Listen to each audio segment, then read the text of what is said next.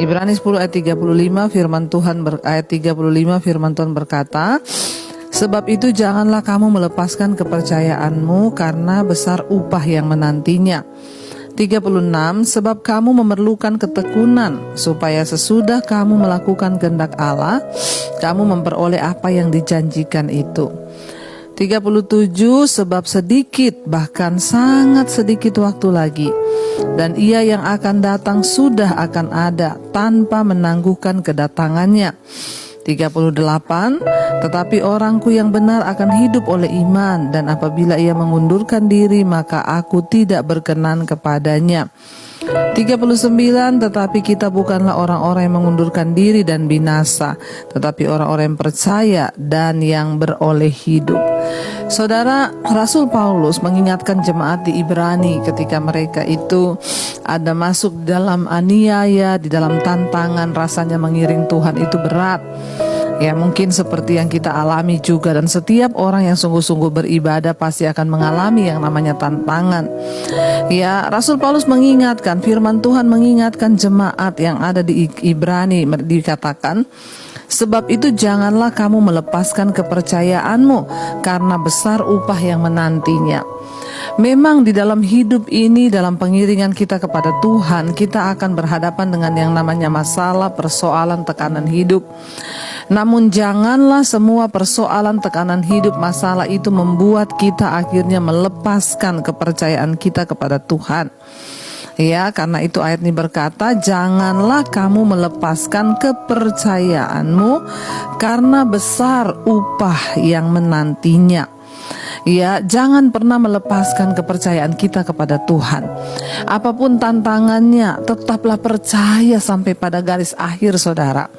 Ya, kita harus tetap memegang ya kepercayaan kita kepada Tuhan.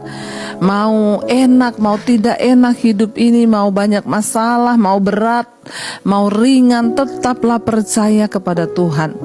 Jangan pernah melepaskan iman dan kepercayaanmu, apalagi cuma karena jodoh, cuma karena jabatan, pekerjaan. Jangan pernah lepaskan kepercayaanmu. Kenapa? Karena ada upah yang menantinya, ya. Ada upah yang Tuhan beri bagi orang-orang yang setia sampai pada garis akhir, memegang kepercayaannya kepada Kristus.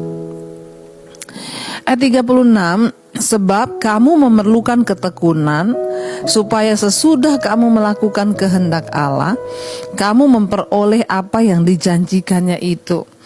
Ya, saudara, iman tanpa ketekunan itu sia-sia. Ya, orang yang tekun itu artinya apa? Orang yang setia sampai pada garis akhir. Ya, dan Alkitab berkata, memang kita hari ini menghadapi tekanan, masalah, persoalan, tetapi yang kamu butuhkan adalah ketekunan, ya. Kita ini tekun saja percaya pada Tuhan, tekun memuji Tuhan, tekun beribadah, tekun beriman, ya, tekun membaca firman Tuhan, ya, tekun di dalam penderitaan, saudara. Sebab kamu memerlukan ketekunan. Memang ini yang kita butuhkan di dalam menjalani hidup mengikut Tuhan, menghadapi rintangan dan tekanan. Ya, minta ya dari Tuhan ketekunan, sebab kita memerlukan ketekunan supaya apa? Supaya sesudah kamu melakukan kehendak Allah, kamu memperoleh apa yang dijanjikan. Saudara, tidak mudah untuk melakukan kehendak Allah dalam hidup kita. Tetapi inilah goal dari kekristenan, yaitu ketika kita melakukan kehendak Allah. Tapi memang untuk melakukan kehendak Allah itu tidak mudah. Ada tantangan, ada pergumulan, ada air mata, ada perjuangan di sana. Ya, namun firman ini berkata, yang pertama tadi, jangan lepaskan kepercayaanmu, ya, dan tetaplah tekun, sebab kamu membutuhkan ketekunan, supaya setelah kamu melakukan kehendak Allah, kamu menerima apa yang dijanjikannya kepada engkau, saudara. Ya, saudara, melakukan kehendak Allah tidak gampang, itu sangat-sangat sulit. Ya, kenapa? Karena kehendak Allah itu bertentangan dengan kehendak daging kita. Ya, Kita itu ketika orang berbuat jahat, kita pengennya balas jahat, tapi kehendak Allah bilang bukan.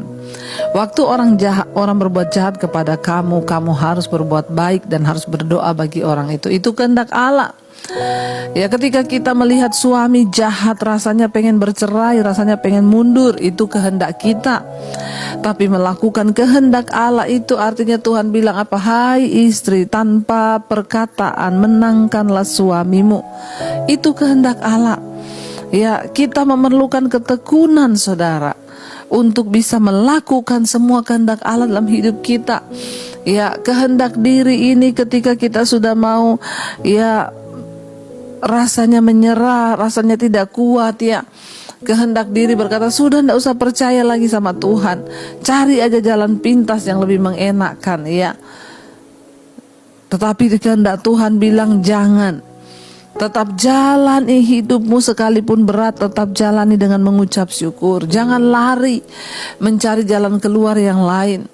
Ya, jangan akhirnya menjual diri hanya karena demi mau mendapatkan uang. Ya, jangan melakukan hal-hal yang tidak berkenan, mencuri, ya, menghalalkan segala cara untuk mendapatkan apa yang kita mau. Mari kita belajar melakukan kehendak Allah, karena itu goal dari setiap iman Kristen kita.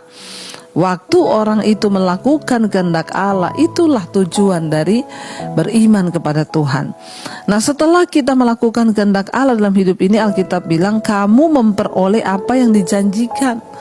Ya, orang hanya bisa melihat janji Tuhan tergenapi dalam hidupnya hanya ketika dia melakukan kehendak Allah.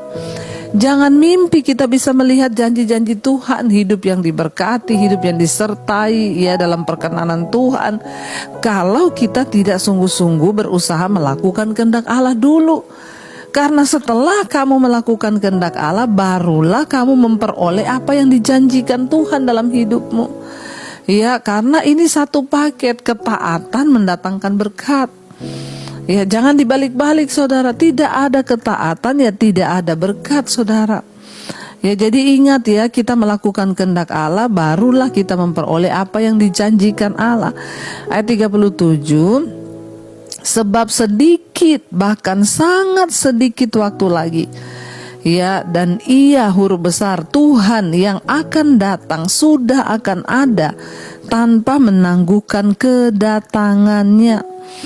Ya, saudara, memang untuk sementara waktu, ya, kita umat Tuhan memerlukan ketekunan dan penuh kesabaran, ya, untuk tetap setia dan berpegang teguh kepada Kristus dan iman percaya kita, ya, di dalam Dia.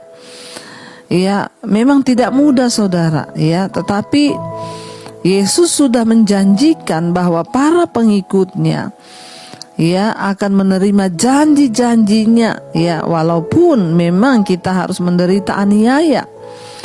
Ya, akan tetapi di tengah-tengah penganiayaan hebat itu, ya, Tuhan berjanji ada pengharapan. Ya, karena kita mengetahui bahwa keselamatan adalah milik setiap kita. Bahkan zaman dulu imam-imam, saudara, nabi-nabi yang mati, ya, kita tahu rasul-rasul yang mati dibunuh karena nama Yesus pun, ya, mereka berbahagia. Kenapa? Karena mereka memiliki pengharapan hidup di dalam kekekalan. Saudara, apa gunanya, ya, pencobaan, apa gunanya tekanan hidup, masalah dalam hidup kita? Ya, setiap masa-masa sulit, ya, itu dipakai Tuhan untuk menyaring orang-orang Kristen yang memiliki iman yang sejati, disaring dari orang-orang Kristen yang palsu, saudara. Karena persoalanlah yang akan menyatakan iman kita yang sesungguhnya terbukti atau tidak. Ya, orang-orang Kristen yang palsu akan gampang mundur pada masa sulit. Ya, dan mari, saudara, kita buktikan, sekalipun kita sedang menghadapi tekanan dan persoalan, kita bukanlah orang-orang yang mengundurkan diri. Ya, firman Tuhan berkata, Dia yang akan datang sudah akan ada. Jadi sabar, saudara, sedikit waktu lagi. Tetapi firman Tuhan bilang, orangku yang benar akan hidup oleh iman. Tetapi apabila ia mengundurkan diri, maka aku tidak berkenan kepadanya. Ya, kita yang terus berpegang pada iman, ya, kita hidup oleh karena iman. Firman Tuhan berkata, Kita adalah orang benar ya, dan kita akan hidup oleh iman. Walaupun dunia ini bergoncang, masalah datang silih berganti, tapi orangku yang benar akan hidup oleh iman.